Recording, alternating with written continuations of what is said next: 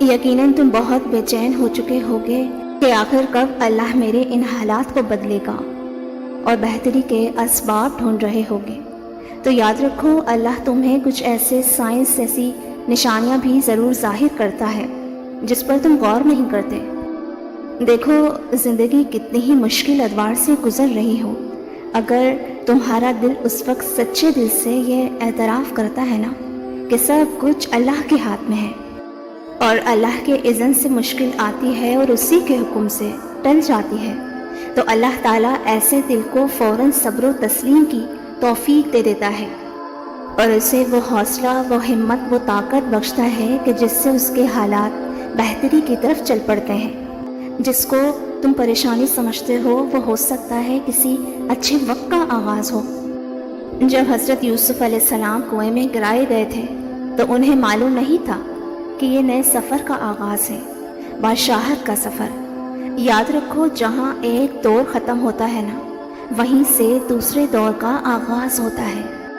جانتے ہو، جب تم اپنی بیس کو سپر نیچرل بناتے ہو اور اپنے بیسک اسٹرکچر کے اندر یہ چیز لاتے ہو نا کہ اللہ ہی سنبھالے گا، تو جان رکھو یہ بھی ایک بہترین وقت آنے کی نشانی ہے۔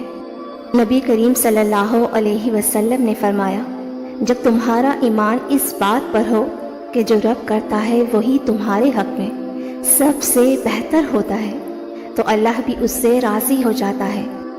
سنو، اگر تم کسی ایسے فیز سے گزر رہے ہو یا کوئی ایسی مشکل تم پر آئی ہے، کسی نے دھوکہ دیا یا کوئی دکھ دے رہا ہے، یا جو چیز تم چاہتے ہو وہ تمہیں نہیں مل پا رہی، یا تم کسی بھی ایسی انزائٹی سے گزر رہے ہو، تو تم نے صرف یہ تصور کرنا ہے کہ جو مشکل مجھ پر آئی ہے نا، یہ صرف کچھ وقت کے لیے آئی ہے، کیونکہ دنیا عارضی ہے تو مشکلات بھی عارضی ہیں۔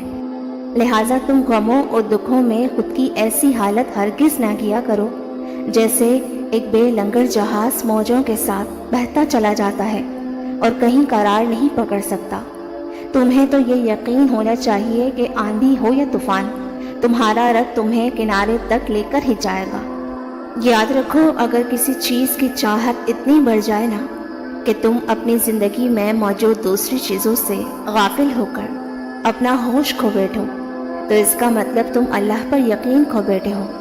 تم کیوں کرتے ہو ایسا، جبکہ قرآن تو کہتا ہے کہ وہ اللہ ہی تو ہے جو اپنے بندے پر صاف صاف آیتیں نازل کر رہا ہے تاکہ تمہیں تاریکیوں سے نکال کر روشنی میں لے آئے، اور حقیقت یہ ہے کہ اللہ تم پر نہایت شفیق اور مہربان ہے۔ تو پھر تم دور کر لو اپنے دل سے ہر طرح کے شک کو اور ہر طرح کے غم کو اور مایوسی کو، کیونکہ اللہ تعالیٰ تمہیں کمزور نہیں بلکہ طاقتور بنانا چاہتا ہے۔ میری دعا ہے کہ اللہ آپ کو شاد و آباد رکھے، آمین۔ ویورز، ویڈیو اچھی لگی ہو تو مجھے لائک اینڈ کامنٹ کر کے ضرور بتائیے گا۔ جزاک اللہ۔